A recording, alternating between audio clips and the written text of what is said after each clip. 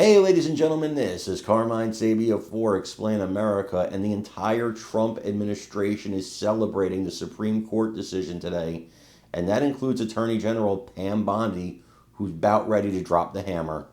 Before we get started, please make sure you like, comment, share, and subscribe. Those little things really help us out, and they help our channel continue to grow. Attorney General Pam Bondi issued a statement shortly after the Supreme Court weighed in and said no.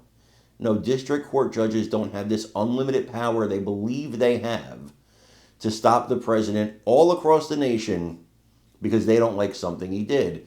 They're district court judges. They're not even mentioned in the Constitution. Never mind have the constitutional authority to do what they're trying to do. And what Democrats have done is they've judge shopped. And Republicans do this, by the way, too. They did it during the Biden administration. You put a case forward in a district where you know you're probably going to get a favorable outcome, and then you could put a halt to the president's plans until the Supreme Court or an appeals court gets to hear it. It's absolutely ridiculous. It shouldn't have been done for Republicans. It shouldn't be done for Democrats. Well, Pam Bondi, in her statement after the decision, she kind of hinted, well, no, she didn't hint. She basically said it.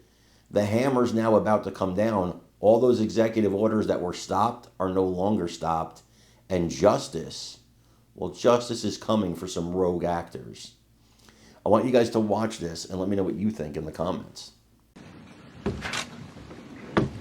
Thank you, President Trump.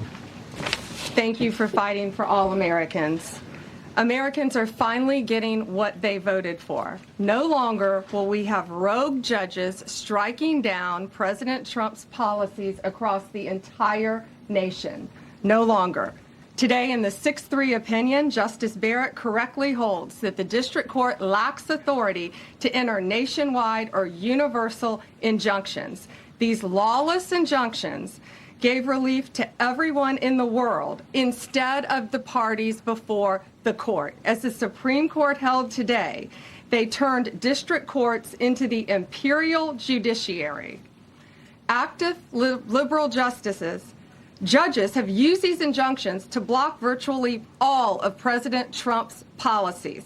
To put this in perspective, there are 94 federal judicial districts. 5 of those districts throughout this country held 35 of the nationwide injunctions. Think about that. 94 districts and 35 out of the 40 opinions with nationwide injunctions came from 5 liberal districts in this country. No longer. No longer. These injunctions have blocked our policies from tariffs to military readiness to immigration to foreign affairs, fraud, abuse, and many other issues. The judges have tried to seize the executive branch's power, and they cannot do that. No longer. No longer. And on immigration, on a side note, today marks 2,711 arrests on these terrorists and these gangs. Total arrest today with HSI investigations. And thank you, Stephen Miller. Thank you to Homeland Security. Thank you to everyone working hand in hand with the FBI on all of these transnational gangs. TDA has been a huge terror to our country, as well as MS-13, as well as Sinaloa cartels. No longer. No longer. These injunctions have allowed district court judges to be emperors. They vetoed all of President Trump's power, and they cannot do that. This has been a bipartisan problem that has lasted 5 presidential terms, 5 different presidents, and it has ended today. We will continue to fight for President Trump's policies. I want to thank